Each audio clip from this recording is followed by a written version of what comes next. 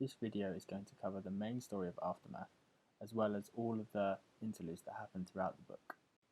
We start this story following Wedge Antilles, who's on a scouting mission in the Outer Rim, searching for any planets still loyal to the Empire. He arrives at Akiva, a jungle planet with most of its citizens residing in its main city, Myra. As Wedge is planning his route down to Myra, 3 Star Destroyers drop out of hyperspace, and within almost no time at all, getting caught in a tractor beam. He moves into a position to shoot the tractor beam generator, but Admiral Ray Salone warns him that they would shoot him down before he could fire. As this is happening, Nora arrives at the planet, but she is able to slip down to the planet unnoticed. Wedge crash lands into the hangar. In the fire and the chaos, he is able to escape and partly get a distress call through to the New Republic, before being captured by Salone and taken down to Myra's palace building. Nora is reunited with her son, but he isn't happy to see her because he's mad she left to go fight in the war. She does feel bad about this, but she needs to get off the planet as she's just seen the Empire amassing in space. Temin doesn't want to leave. They argue, and it ends up with Nora injecting him with a sleeping serum to make him go with her. Jazz scopes the platform from a rooftop, where she knows Moff Pandion will be arriving. But to her surprise, he is only one of a group of leading Imperial officers that arrive. She changes her plan and decides to get closer to take them all out with a thermal detonator. To do this, she needs to use a zip wire to get across. As she does so, the Empire sees her, tries to shoot her down, but can't, so instead they shoot the mounting point of a zip wire, and she falls to the ground. The Imperials proceed with their meeting, and it is not productive at all. Jazz comes to and manages to stumble her way to Temin's house to get her gun fixed as it was damaged in her fall.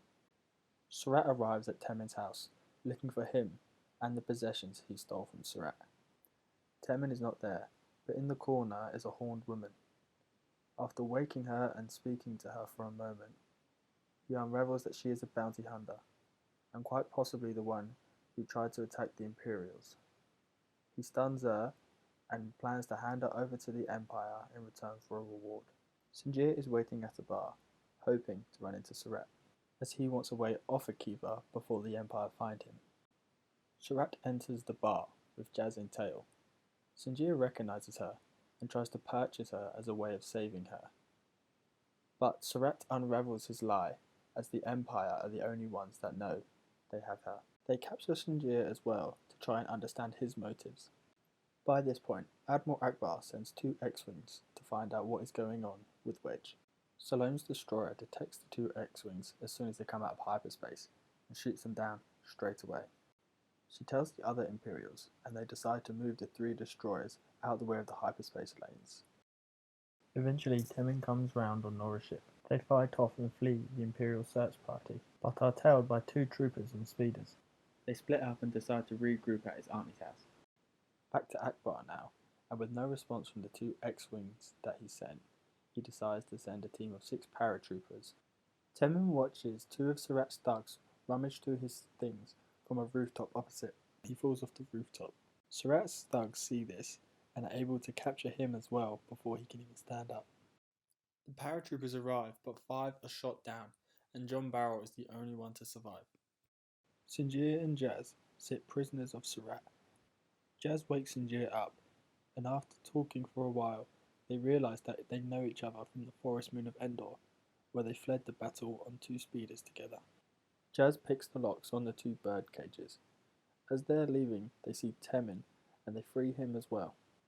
Temin takes them back to his auntie's, and there, with Nora, they come up with a plan to rid Akiva of the Empire, get Jazz's bounties, and get off Akiva. They make a propaganda video and broadcast it to the whole of Myra using an Imperial comm tower.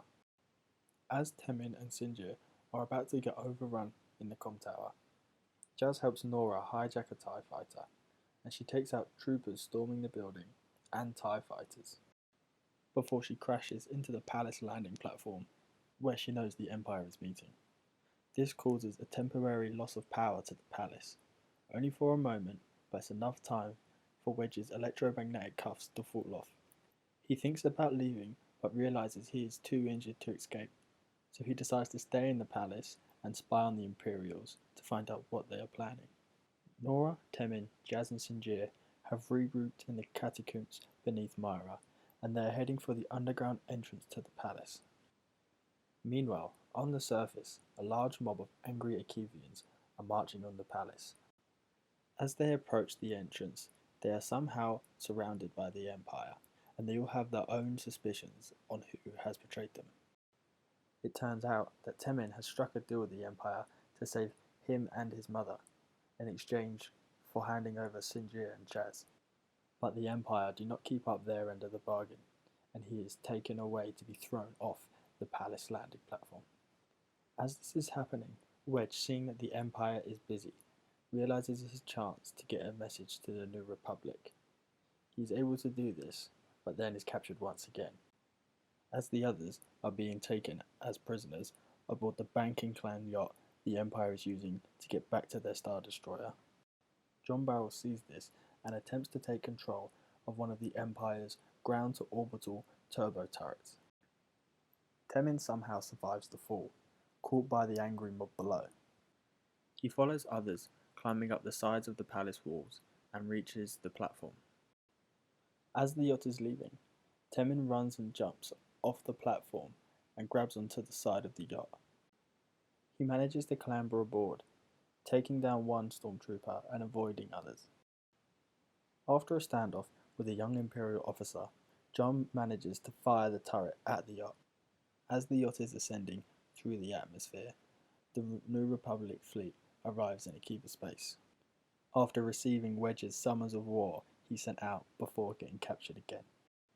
The yacht almost trundles through space, taking heavy fire from X-Wings and Y-Wings. Ray Salone and the pilot are just hoping that the shields will hold out. In the commotion of the yacht breaking apart, Jazz is able to get herself and Sinjir out of handcuffs. They are able to get Moff Pandion at gunpoint.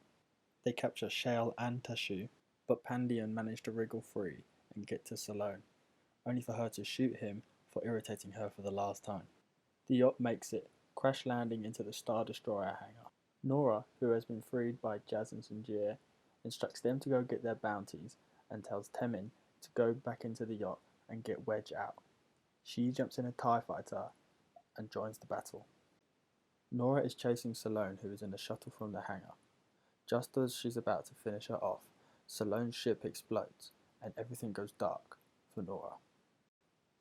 Days later, Nora comes around in a hospital bed, greeted by her son who is beside her. She goes to speak with Akbar and Wedge, and she is presented with a medal for her efforts. Once modestly accepting the medal, she is told that because of their teamwork on Akiva, Jazz, Sinjir, Nora, Temin, and John will all be working together in the future, tracking down the last remnants of the Empire's fleet. We end with Salone, who was able to get away by essentially making the front part of her ship an escape route. She's at the Vulpinus Nebula, where she meets the fleet admiral, and it turns out the meeting on Akiva was his idea, and it was to see who would come out on top. The identity of this character is left as a mystery. Now, briefly, onto all the interludes that happen throughout the book. On Seleucami, we meet a dad and two sons. One likes the Empire, one likes the New Republic. The one that likes the Empire calls the Empire on the brother. The dad makes a point about always choosing family above all else, and the two brothers escape. Next to Nalol, where we see Mon Mothma walk through an abandoned battleground and first state her intention to reduce the New Republic's fleet by 90% once the Empire is gone. Then to Utir, where Paid, one of many rebel soldiers, free an Imperial Academy. This also shows that the New Republic soldiers don't know what to do once they free the people. Now to Cornet City on Corellia, where Dengar meets a new bounty hunter called Mercurial Swift, and he also puts forward the idea of a guild of bounty hunters. On Coruscant, a young kid called Jack, on level 1313, plans to detonate an EMP behind Imperial lines, disabling their cannons. In Naboo's capital Theed, two orphans are about to be adopted, One of them doesn't want to be, so sneaks away in attempts to get back to Coruscant and join the fight. On Taurus, we meet a small group of people who buy Sith artifacts only to destroy them. On Savrakos, we follow two slaves who join the fight when the New Republic comes to their planet, but they decide to roam the galaxy and see what it has to offer them. Cloud City on Bespin is showed as medical specialists. In hyperspace, we learn that Han and Chewie get a call that now is the time to act if they want to free the Wookiees on Kashyyyk. Just outside Mos Pelgo on Tatooine, we see Cobb Vanth purchase Boba Fett's armour from the Jawas. On the planet Jakku, we meet Corwin Ballast, who has gone there to get as far away from the war as possible, as he has lost his wife and his daughter as a result of it. Finally, on Chandrila, Olia gives a speech about trying to do the right thing by letting everyone have their say, even if they don't always get it right. Thank you all for watching, hope you enjoyed. Go check out the channel for some more plot videos.